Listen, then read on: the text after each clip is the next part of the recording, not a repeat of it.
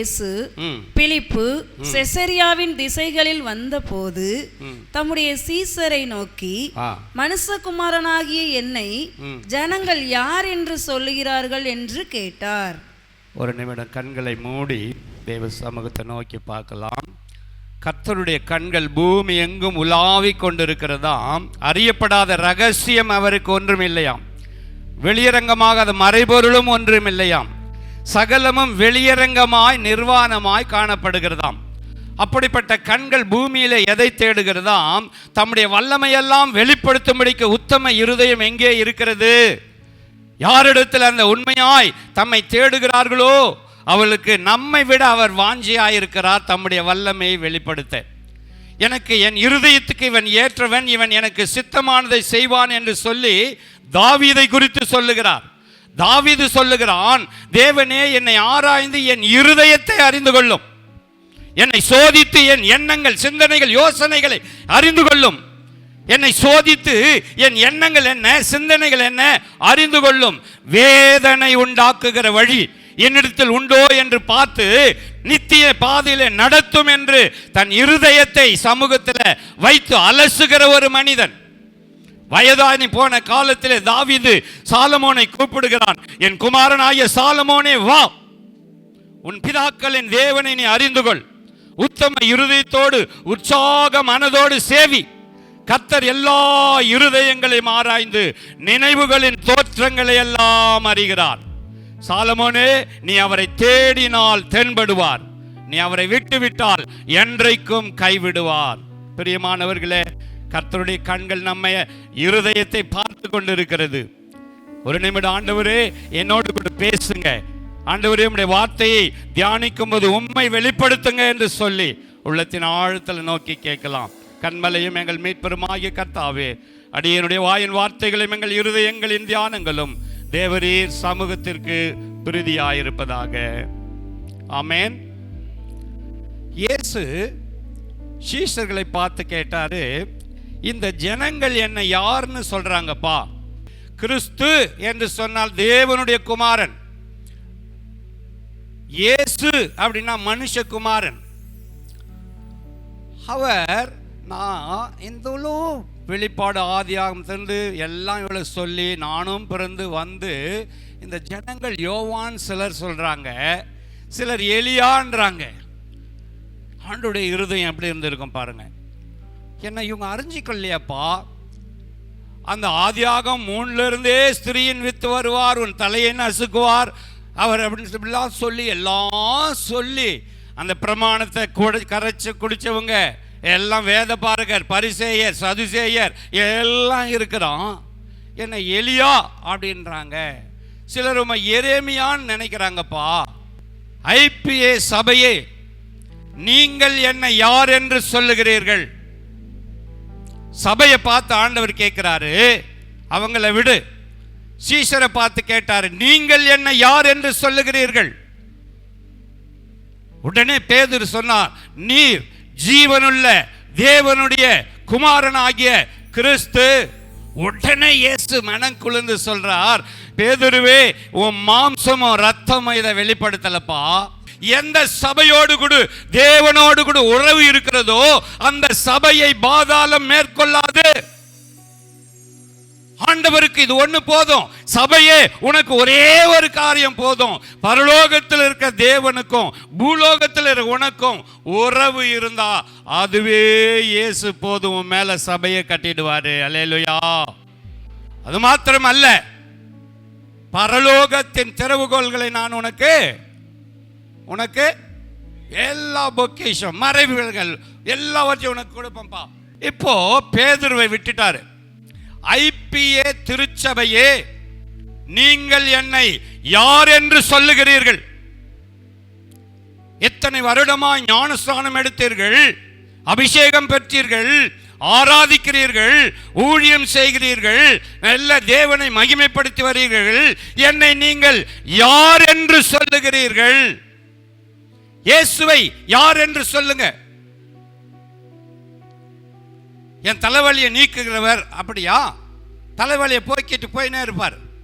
என் வயிற்று வலியை நீக்கிடுவாரு, போயிடுவார். என் பையனுக்கு என் பொண்ணுக்கு திருமணம் செய்கிறவரா? செய்துட்டு போயிடுவார். வீடு கட்டுகிறவரையா? கட்டுவார். என்னை யாருக்கு ஒப்பிடுகிறீர்கள்? என்னை யார் என்று சொல்லுகிறீர்கள்? 18ஆம் சங்கீதத்தில் தாவீது சொல்லுகிறான், அவர் என் பெலன், என் கோட்டை, என் தஞ்சம், என் அரண், எனக்கு அனுகூலமான துணை, ஆபத்தில் எனக்கு துணை, என் கொம்பு, என் ரட்சண்யம், என் கண்மலை, எல்லாம் சொல்றான். அவனுக்கு எல்லாமா இருந்தாரு. அல்லேலூயா. நீ என்னை யார் என்று சொல்லுகிறாய்? சபை ஆபத்துல, நெருக்கத்துல, வியாதியில, இடுக்கல்ல உதவி செஞ்சிட்டு போகிறவர் என்று எண்ணுகிறாயா? I will establish my tabernacle in the midst of the church. சபையே, நீ என்னை யார் என்று சொல்லுகிறாய்? நீ சொல்லுகிறபடி அவர் உனக்கு இருப்பார். எனக்கு இம்மைக்கும் அவர் தான், மறுமைக்கும் அவர் தான், என் பிள்ளைக்கும் அவர் தான், என் சந்ததிக்கும் அவர் தான், என் சபைக்கும் அவர் தான், என் எல்லாத்துக்கும் இயேசு. முதலாவது இயேசு சபைக்கு அஸ்திபாரமாயிருக்கிறார். அல்லேலூயா. இந்த ஐபிஏ சபைக்கு இயேசு யாரு? ஏசாயா 28:16 கொஞ்சம் வாசி. ஆதலால் கர்த்தராகிய ஆண்டவர் உரைக்கிறதாவது, ஆண்டவர் உரைக்கிறதாவது, சபையே ஆண்டவர் உரைக்கிறதாவது, இதோ இதோ அஸ்திபாரமாக ஒரு கல்லை, அஸ்திபாரமாக ஒரு கல்லை நான் சீயோனிலே வைக்கிறேன், நான் சீயோனிலே வைக்கிறேன். அது பரிசிக்கப்பட்டது. அந்த கல் எல்லா சோதனையும், எல்லா பரீட்சையும், இந்த உலகத்துல ஒரு மனுஷனுக்கு, ஒரு குடும்பத்துல, தனிப்பட்ட வாழ்க்கையில, வேலை ஸ்தலத்துல, சபையில என்னென்னலாம் சோதனை வருமோ அத்தனை சோதனையையும் ஜெயித்த கல் அந்த கிறிஸ்துவாகிய கல். அல்லேலூயா. எல்லா பரீட்சையும் பார்த்தவர் இயேசு. நீ அங்க போய் நின்னாவே உன்னுடைய எல்லா சோதனையும் அவருக்கு தெரியும்.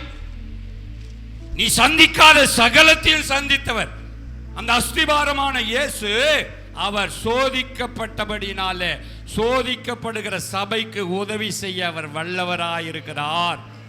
வேற எவனாலும் முடியாது, எந்த ஊழியக்காரனாலும் முடியாது. சபையை தாங்குகிறது இயேசு மாத்திரமே. ஏன்னா அவர்தான் எல்லா அந்தரகார லோகாதிபதிகள், இருளின் ஆதிக்கம், மரண இருள், அந்தகார இருள், உலகத்தின் அதிபதி, மாம்சம், பிசாசு, வானமண்டலத்தின் பொல்லாத ஆவிகள், அந்த சதுசேயர், பரிசேயர், வேதபாரகர், சொந்த ஊரார், அந்நிய ஜனங்கள், பேய், பிசாசு, எல்லா பரீட்சையையும் வென்ற கல் தான் அந்த அஸ்திபாரமாகிய கல். மரணத்தை வென்ற கல், பாதாளத்தை வென்ற கல், மரணத்தையும் பாதாளத்தையும் நடுநடுங்க வைத்து உயிரோடு எழுந்து சகலத்தையும் மேற்கொண்டு போய் மறுபடியும் சீயோன்ல தேவனுடைய வலதுபாசத்துல உட்கார்ந்துங்கிற கல்லு தான் அந்த அஸ்திபாரம். நீ அவர்கிட்ட போய் நின்னாவே இன்னும் எப்படிப்பட்ட அஸ்திபாரம் பாருங்க. என்ன அஸ்திபாரம் அது சொல்லுங்க? திட, எல்லாம் சொல்லுங்க. என்ன அஸ்திபாரம்? நல்லா சத்தமா சொல்லுங்க. அஸ்திபாரம். எப்படிப்பட்ட திடம்? இது கொஞ்சம் நல்லா ராஜா. ராஜா, விலையேற பெற்றதும் திட அஸ்திபாரம்னா, இப்ப பாஸ்டர் பிரவீன் சொன்னாங்க, மகாராஷ்டிரா சொன்னாரு. மகாராஷ்டிராவில் எத்தனை கோடி பேர் இருக்காங்க? தமிழ்நாட்டில் 8 கோடி. தமிழ்நாட்டில், இந்தியாவில் 148 கோடி, உலகத்தில் 800 கோடி ஜனங்க இருக்கிறாங்க. இப்போ நம்ம வாழ்ந்து கொண்டு இருக்கிற இதே கான்டெம்பரரி பீரியடில் எவ்வளோ பேர் இருக்கிறாங்க? கொஞ்சம் சொல்லுங்களேன். இந்த 800 கோடி ஜனங்களும் முழங்கால் படிட்டு, நான் பாவி, என் பாவத்துக்காக கல்வாரில் மறிச்சிங்க, இயேசுவே என் பாவத்தை மன்னிச்சு என்னை ரட்சிங்கன்னு சொன்னால் 800 கோடி ஜனங்களையும் தாங்குகிற அஸ்திபாரமுடையவர் இயேசு. அத்தனை பேரையும் தாங்குவார், அத்தனை குடும்பங்களையும் தாங்கக்கூடியவர், அத்தனை சபைகளையும் தாங்குவார், சபைக்கு வெளியே இருக்கிறவர்களையும் தாங்குவார். திடாஸ்திபாரம். இந்த கல்லின் மேல் சபையை கட்டுவேன் சொல்றார். எபேசியர் சொல்றாரு, அப்போஸ்தலர், தீர்க்கதரிசிகள், மேலே நீங்க ஆவிக்குரிய மாளிகையாய் சபை கட்டி இருக்குது. இதுக்கு இயேசுதான் மூலக்கல்லு. அல்லேலூயா. சத்தியத்தில் சபை கட்டப்படணும். சத்தியம்தான் தூணும் ஆதாரமும். சத்தியத்தினாலதான் நீ இன்னும் திட அஸ்திபாரம் ஆகணும். அப்போ இயேசு சபைக்கு, சபையே இயேசு சபைக்கு யார் என்றால் அஸ்திபாரமானவர். இந்த சபைக்கு இயேசு மூளைக்கல். இயேசு தான் இந்த சபைக்கு தலை. இயேசு தான் என்னது? தலை. சபைக்கு தலையாயிருக்கிறார். 1 கொரிந்தியர் 12ஆம் அதிகாரத்தில் எடுத்து பார்த்தீங்க அப்படின்னா இயேசு எல்லா அவயவங்களும் இருக்குது.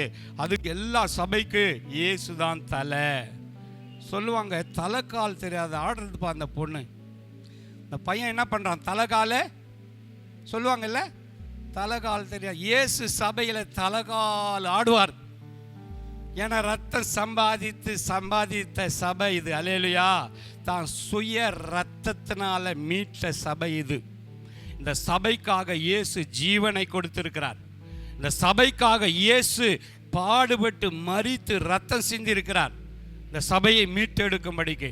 ஆக இயேசு உன்னை யாருன்னு கேட்டா சொல்லணும், ஐபிஎஸ் சபை. என் சபைக்கு இயேசுதான்பா அஸ்திபாரம்.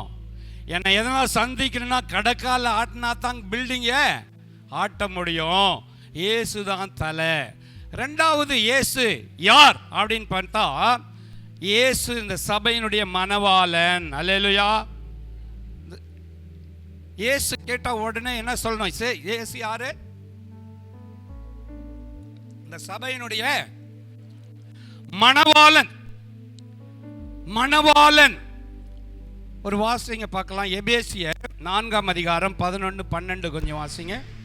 மேலும் நாம் அனைவரும் தேவனுடைய குமாரனை பற்றும் விசுவாசத்திலும் அறிவிலும் ஒருமைப்பட்டவர்களாகி கிறிஸ்துவனுடைய நிறைவான வளர்ச்சியின் அளவுக்கு தக்க பூரண புருஷராகும் வரைக்கும். கிறிஸ்து பூரண புருஷர். எல்லாம் சொல்லுங்க. அது அப்படியே இருக்கட்டும் சிஸ்டர். ரோமர் 8:29 சொல்லுகிறது, உலக தோற்றத்துக்கு முன்பாக உன்னையும் என்னையும் உலகத்தையே படைக்கிறதுக்கு முன்பாக அவருக்கு ஒப்பாய் பூரணப்படு, பரிசுத்தப்படு. சபை கிறிஸ்துவுக்கு சாயலுக்கு ஒப்பா மாறணும்.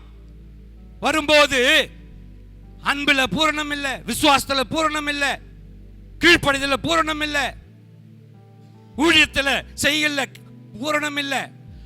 அவர் பூரணராக வந்து நிற்க போறார். அல்லேலூயா. சபைக்கு இயேசு யாரு? மணவாளன். அவர் நேரம் கிட்டி வந்துச்சு, எனக்கு நேரம் கிட்டி வந்துச்சு. மணவாளன். அல்லேலூயா. அவருடைய பாஸ்டரா இருக்கும்போது ஒரு உடன் ஊழியர், அசிஸ்டன்ட் பாஸ்டர், ரொம்ப அவருக்கு ஆவியில் நெருக்கமா, ஏன்னா இந்த நல்லா ஊழியம் பண்ணியிருப்பாங்களாம். திடீர்னு அவர் இறந்துட்டாராம். யூடியூப்ல இருக்குது பாருங்க. இறந்துட்ட உடனே இவர் வேறு தூர தேசத்தில் இருந்தாராம். உடனே ஃபோன் பண்ணி இவர் இறந்துட்டாருன்னா ரொம்ப துக்கப்பட்டு நாளைக்கு காலையில் அவர் அடக்கம் பண்ணிவிடுங்க அப்படின்னு எல்லாரையும் கூப்பிட்டு அரேஞ்ச் பண்ணிட்டாராம். அதே மாதிரி எல்லாம் கவர்மெண்ட் சர்டிஃபிகேட் வாங்கி எல்லாம் அடக்கத்துக்கு ஆயத்தமாயிட்டாங்க. இவர் எப்படி மறிச்சாராம். அவங்க ஒய்ஃபு 3 நாளைக்கு முன்னாடி இறந்துட்டாங்களாம். சின்ன குட்டி குட்டி பிள்ளைங்களை அந்த கல்லறைக்கு போனாராம். கல்லறையில் ஓடி போய் குட்டி பிள்ளைங்க சுற்றி அந்த கல்லறை ஒரு வெடிப்பு இருந்துச்சான். ஏற்கனவே ஒரு துக்கம். அந்த குழந்தைங்க போய் மம்மி மூச்சு விட்றாங்க டேடி அப்படின்னு அந்த வெடிப்பில் கையை விட்டு மம்மி மூச்சு விட்றாங்கன்னு அதை கேட்டு ரொம்ப வேதனை ஆயிடுச்சான். வீட்டுக்கு வந்து அப்படியே உட்காந்து ஹார்ட் அட்டாக் ஆகி மறிச்சிட்டாராம். இங்கே இதெல்லாம் நடந்துக்குது. அவர் மறித்த உடனே 3 நட்சத்திரம் அப்படியே நேராக வந்ததாம், பிரகாசமாக கிட்ட வந்தது. 3 நட்சத்திரம் 3 தேவதூதர்களாக மாறிட்டு ஒருத்தர் வலது பக்கம் அவரை பிடிச்சிக்கினாங்களாம், ஒருத்தர் இடது பக்கம், ஒருத்தர் வழிகாட்டுன்னு போகிறாங்களாம். அப்படி அவருடைய ஆத்மா உள்ளான மனுஷன் அப்படி எழும்பின உடனே திரும்பி பார்த்தா சரீரம் அங்கே கிடக்குதான். அப்போ சொன்னாராம் அவர், ஏதோ நான் அங்கே இருக்கிறேன் பாரு, யூ ஆர் ஹியர், நீ இங்கே இருக்கிற பார், அது உன்னுடைய கூடு, அது மண்ணு, அது உன்னுடைய கூடு அப்படின்னா. திரும்பி பார்த்தா இவர் சரீரம் அப்படியே கிடக்குதான். நீ இங்கே இருக்கிற பார், அது இல்லை நீ, இதான் நீனாராம். உனக்குள்ளாக எனக்குள்ளாக இருக்கிற உள்ளான மனுஷன்தான் நீயும் நானும். அல்லேலூயா. இது அழிந்து போகிற சரீரம், மாம்சமும் ரத்தமும் எங்க போக போறதில்ல. அதனால சரீரத்தை கவனிக்கிறத விட சரீரத்தையும் கவனி, அந்த ஆத்மாவுக்கு ஆலயம். ஆனா உள்ளான மனுஷன் அதிகமா கவனி. அல்லேலூயா. எடுத்துட்டு போனாங்களாம் நேரா பரலோகம். டக்குன்னு திறந்தா நம்ம பைபிளில் படிக்கிறது அப்படியே ப்ராக்டிக்கலாக பார்த்தாராம். இயேசு பிரகாசமாக நடந்து வராராம். இவர் ஓடி போய் இயேசுவை கேட்டாராம். என்ன கேட்டிருப்பாருன்றீங்க? இயேசு வராரு பிரகாசமா, அவரை சூழ அது தேவதூதர்களா பரிசுத்தவான்கள் ஒண்ணுமே அவ்வளோ நிறைய. ஓடி போய் கேட்டாராம், என் ஒய்ஃப் எங்க இருக்கிறாங்க, செத்துட்டாங்களேன்னு கேட்டாராம். என்ன கேட்டாராம்? என்ன ஒன்றும் புரியலையா? வேலூர் பாஷை உங்களுக்கு புரியலையா? திருநெல்வேலிக்கு என்ன கேட்டாங்களா? என் ஒய்ஃப் இறந்துட்டாங்களே, அவங்க எங்கன்னு கேட்டாராம். எவ்வளோ கேட்கறது இருக்குது இயேசு கிட்ட.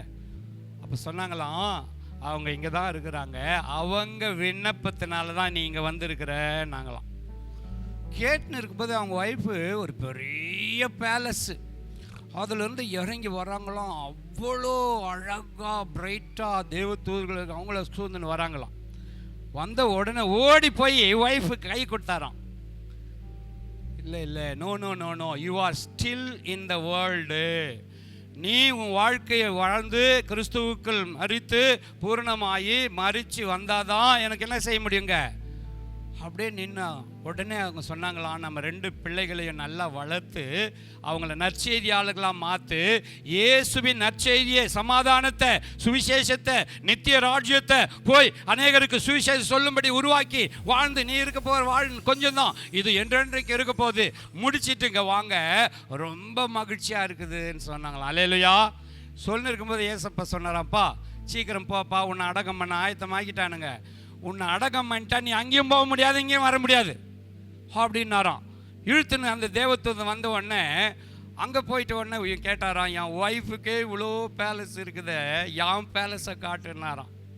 அது ஒன்றும் அறகுறையாகுதான். இது ஏன் இப்படி இருக்குன்னா, நீ போய் முடிக்க வேண்டியதை முடிப்பா. இதெல்லாம் கதை இல்லை. இயேசு எடுத்துக்கொள்ளப்படும் போது கலிலேயர் அண்ணாந்து பார்த்தாங்க. கலிலேயரே, ஏன் என்னை இப்படி அண்ணாந்து பார்க்கிறீர்கள்? இதோ நான் வானத்துக்கு போகிறேன், பிதாவின் அநேக வாசஸ்தலங்கள் இருக்குது, உங்களுக்காக ஒரு வாசஸ்தலத்தை நான் ஆயத்தமாக்கின பின்பு நான் இருக்கிற அதே இடத்துக்கு நீங்களும் வரும்படி மறுபடியும் இதே மாதிரி வந்து உங்களை அழைச்சிட்டு போவேன். அதை இழுத்துட்டு வந்தாங்களாம். வரும்போது ஆபிரகாம் நிறைய சொன்னார். நான் ஷார்ட் பண்ண டைம் இந்த முடிஞ்சு போச்சு, முடிஞ்ச டைத்துக்கு மேலே போயின்னு இருக்குது. அந்த ஆபிரகாம் ஓடி வந்தாராம். நான் சொல்லி அனுப்ப வேண்டிய ஒரு முக்கியமான செய்தி இருக்குதுப்பா, அதை போய் சொல்லு. ஐபிஎஸ் சபைக்கு போய் ஏன் மூலமா அனுப்பிச்சுக்கிறாரு அவர். அவங்கள சொன்னார் போலுக்குது. என்ன சொல்லுன்னா, மணவாளன் இயேசு வருகைக்கு ரொம்ப ஆயத்தமாக இருக்கிறாருன்னு போய் சொல்லு. வருகை மிக சமீபம் என்று போய் சொல்லு. அது கூட எப்படி சொல்லு, நீ நினைக்கிறத விட 1000 மடங்கு துரிதமா இருக்குதுன்னு சொல்லு. அப்போ அவர் சொல்றாரு, எழுதுறாரு, நம்ம ஆபிரகாம்லாம் வயசானவரா நினைக்கிறோம், நல்ல திடகாத்திரமா வாலிபனா. அங்க இருக்கிற எல்லாருமே நல்ல திடகாத்திரமா வாலிபமா இருக்கிறாங்களாம். எல்லாம் அப்படியே பிரகாசமா ஒளியின் அந்த சாயல்ல இருக்கிறாங்களாம். நீயும் நானும் போனா கூட அங்க பிரகாசமா தான் இருப்போம் போல. அல்லேலூயா. அப்போ அவர் இறங்கி வந்தாராம். வந்து கீழே வந்தா அவர் பாடி பாக்ஸில் வச்சுட்டு எல்லாம் கயிறு கட்டி இறக்கிறதுக்கு சுற்றி பாட்டு பாடுனுக்கிறாங்களாம். இவர் வந்த உடனே தேவத்தை விட்டாங்களாம். அதான் உள்ளான மனுஷன், அதான் ஆத்துமா. அப்போ நம்ம மறிச்சோம்னா சரீரம் இங்கே கிடக்கும். அப்போ வந்து பாடியில் நுழைஞ்சாராம். நுழைஞ்ச உடனே எழுந்து இப்படி உட்காந்தாராம் பாரு. அவன் பாக்ஸை அப்படியே தொப்பு தொப்பு தொப்புன்னு போட்டு ஓடிட்டானுங்களாம். இன்னும் அடக்கம் பண்ணிவிட்டவருக்கு வந்திருந்தா என்ன ஆயிருக்கும் கதை. ஓட்டானுங்க. மெதுவாக அவர் எழுந்து ஒவ்வொருத்தராக போய், நான் தான்ப்பா அப்படி என் கதையாக சொன்னால் ஒருத்தவங்க கூட நம்ப மாட்டுறானா. அப்புறம் அவர் உயிரோடு இருக்கிறான்னு சொன்னாங்க. இப்போ இதுக்கு சொல்ல வரேன்னா, மணவாளன் சபையே ஆயத்தமாக இருக்கிறார் மணவாட்டியை அழைத்து செல்ல. மணவாட்டி எப்படி இருக்கிறாய்? நானோ சபைக்கு ஜீவன் உண்டாகவும் அது பரிபூரணப்படவும் வந்த. இந்த சபை பூரணம் அடையணும். என்னைக்கு மணவாளன் வந்தா ஆயத்தமா, என்னை யார் என்று சபையே நீ எண்ணுகிறாய்? சபையினுடைய மணவாளன் நானே நல்ல மேய்ப்பன். இயேசு இந்த சபைக்கு யாரு? நல்ல மேய்ப்பன். யாக்கோபு ஏசாவுக்கு பயந்துட்டான். மனைவிகளை, பிள்ளைகளை, அதில் எல்லாத்தையும் அனுப்பிச்சிட்டான். அனுப்பிச்சிட்டு பிந்தி அங்கே யாப்போக் என்ற இடத்துல ராத்திரிலாம் ஜெபிக்கிறான். நீர் என்னை ஆசீர்வதித்தால் ஒழிய விடமாட்டேன். என்னாலோ ஆசீர்வாதிங்க. இன்னும் 4 பொண்டாட்டி கேட்குறானா? ஏற்கனவே 4 மனைவி, இன்னும் ஆசீர்வாதி கேட்குறானா? நல்ல இது. ஆண்டவர் பொறுத்து பார்த்தாரு. இவன் செய்த தவற ராத்திரிலாம் சொல்லின்னு இருக்கிறான். உன் பேர் என்ன?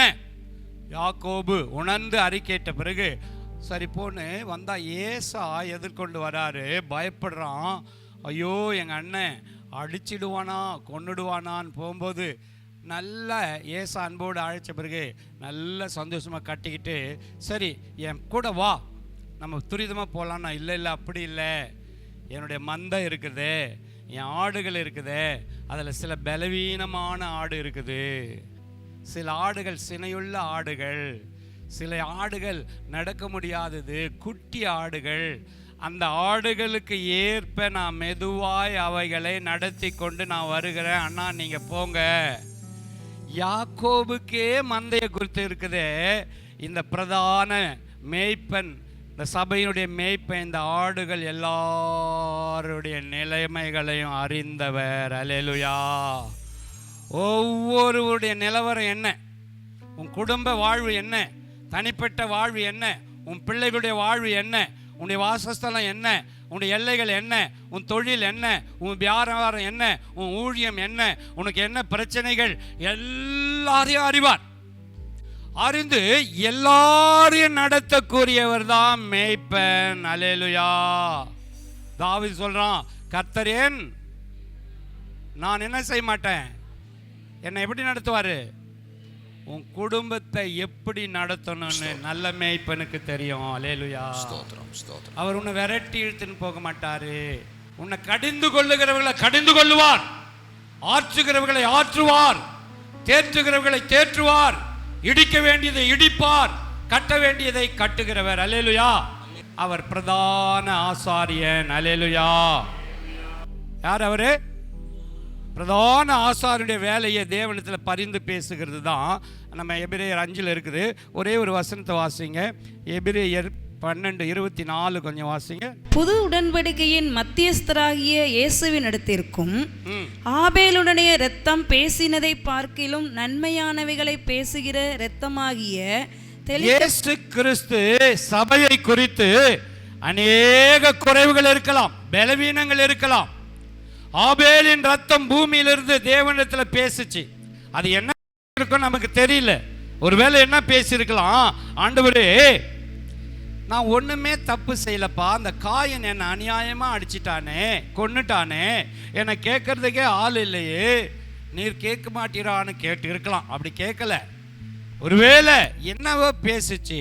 ஆனா இயேசுவின் ரத்தம் ஐபிஎஸ் சபையில் உள்ள ஒவ்வொருவரையும் என்ன பேசுதுன்னா நன்மையானவைகளையே பேசி கொண்டிருக்கிறது. அல்லேலூயா.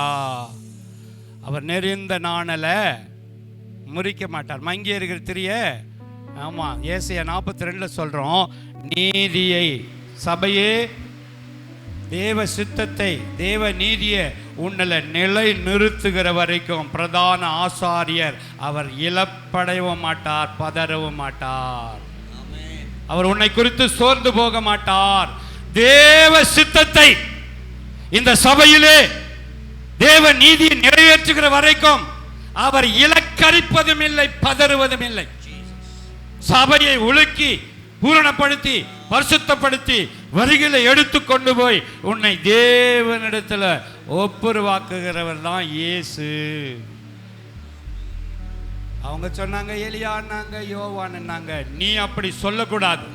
இயேசு என் சபையினுடைய மேய்ப்பன், இயேசு என் சபையினுடைய அஸ்திபாரம், இயேசு என் சபையின் தலை, இயேசு எனக்கும் தேவனுக்கும் மத்தியஸ்தர், இயேசு பிரதான ஆசாரியர், எங்கள் பாஸ்டர் அவருடைய உடன் ஆசாரியர், இயேசு மணவாளன் அப்படின்றத நீ அறிக்கை இட இட இட உன்னை பூரணம் அடைவ. அல்லேலூயா. ஒரு மனுஷன் கழுத்துலேருந்து இடுப்பு வரைக்கும் மறுத்து போய் செயலற்று 3 மாதமாக படுத்து கிடந்தானா. ஒரு ஊழியக்காரர் அங்கே போனாராம். உன்னை பார்த்து பரிதாபம் ஆயிடுச்சுன்னா ஒன்று சொல்லிட்டு வந்தாராம், இயேசு செய்த அற்புதத்தில் நீ முழுகு, நீ குணமாயிடுவேன்னாராம். அவனுக்கு என்ன செஞ்சாராம், சொன்ன உடனே அவங்க ஒய்ஃபை கூப்பிட்டாராம். மத்தேயிலிருந்து யோவான் வரைக்கும் இயேசு செய்த அற்புதங்கள்லாம் எழுதுனாராம். அது எல்லா அற்புதத்தையும் எழுதி டெய்லி அந்த அற்புதத்தை சொல்ல ஆரம்பித்தாராம். இயேசு 18 வருடமாக இருந்த பெரும்பாடுள்ள ஸ்திரியை குணமாக்கினார். 18 வருடமாக இருந்த கூனியை நிமிர செய்தார். 38 வருடமாக இருந்தவனை கர்த்தர் எழுந்து நடக்க செய்தார். குஷ்டரோகியை இயேசு குணப்படுத்தினார். பிறவி குருடனை காண செய்தார். காற்றையும் கடலையும் அதட்டினார். கூரையை பிரித்தவனை எழுந்து நடக்க செய்தார். இதை சொல்லிட்டே இருந்தாராம். செத்து போன மரத்து போன அந்த சரீரம் உயிர் பெற்று கர்த்தர் நார்மலாயிட்டாராம். சபையே, இயேசுவை அறிக்கையிடு. ஒரே ஒரு வசனம் சொல்லி நான் முடிச்சிடுறேன். நீதிமொழிகள் 4வது அதிகாரம் 20 வாசிங்க. 20. என் மகனே, என் மகனே, என் வார்த்தைகளை கவனி, என்னுடைய வார்த்தையை, என் உபதேசத்தை, என் கட்டளை கவனி, என் வசனங்களுக்கு உன் செவியை சாய், அவைகள் உன் கண்களை விட்டு பிரியாது இருப்பதாக. இந்த வார்த்தைகள், இந்த வசனம் உன் கண் முன்னாடி இருக்கட்டும், இருதயத்தில் வை. அவைகளை கண்டுபிடிக்கிறவர்களுக்கு அவைகள் ஜீவனும் அவர்கள் உடலுக்கெல்லாம் ஆரோக்கியமாம். உடலுக்கெல்லாம் ஆரோக்கியம். இந்த வசனம் உடலுக்கெல்லாம் ஆரோக்கியம். இது நான் சொல்லல, சாலமோன் சொல்றான். சாலமோன் சொல்லல, ஆவியானவர் சொல்றார். அல்லேலூயா. இந்த வார்த்தை உடலுக்கெல்லாம் ஆரோக்கியம். ஹாஸ்பிட்டலுக்கு சிஎம்சிக்கு போனால் ஒரு டாக்டர் செக் பண்ணிட்டு நீ கார்டியாலிஸ்ட் கிட்ட போனுவான். அவன் 10 லிஸ்ட்டை எழுதி இசிஜி அது இது எழுதி எல்லாம் செக் பண்ணிட்டு ஹார்ட்டு நல்லா இருக்குது, நீ நெஃப்ராலஜிக்கு போனுவான். அவன் செக் பண்ணிட்டு நியூராலஜிக்கு போனுவான். நியூராலஜி பார்த்துட்டு இஎன்டிக்கு போனுவான். எல்லாம் பார்த்துட்டு எல்லாம் நல்லதாக இருக்குது, 3 மாதம் பொறுத்து பாருன்னுவான். ஆனால் வார்த்தை உச்சந்தலையிலிருந்து உள்ளங்கால் வரை அவருடைய வசனம் சரீரமெல்லாம் ஆரோக்கியமாக்கும். இங்கே நிற்கிற எனக்கு 5 வியாதி அந்த ஏஜ் ஆஃப் 23. டாக்டர்கள்லாம் விட்டுட்டாங்க. ஆனால் ஒரு ஊழியக்கார் ஜெபிச்சாரு. அவருடைய பிரசன்னம், அவருடைய வார்த்தை என்னை பரிபூரண தெய்வீக சுகம் கொடுத்துச்சு. காலேஜில் 32 வருஷம் நான் ஒர்க் பண்ணேன். கர்த்தருடைய மகிமைக்கு சொல்கிறேன், ஒரு நாள் கூட நான் சிக்கானதே இல்லை. என் மனைவி டாக்டர், அவங்களுக்கு நான் ஊசி போட்டேன். ஆனால் எனக்கு கர்த்தர் தெய்வீக சுகத்தை கொடுத்தார். காரணம், இந்த வார்த்தையை சமயம் வாய்த்தாலும் வாய்க்காவிட்டாலும் யோவான் ஸ்நானன் காலம் முதல் பரலோக ராஜ்யம் பலவந்தம் பண்ணப்படுகிறது. பலவந்தம் பண்ணுகிறவர்கள் பற்றி கொள்ளுகிறார்கள். நீ போய் தேவனுடைய சத்தியத்தை, தேவனுடைய நாமத்தை பலவந்தமா சொல்லு. கேட்கிறவன் பிடிக்கிறானோ இல்லையே, சொல்லுகிற நீ பிடித்துக் கொள்ளுவாய்.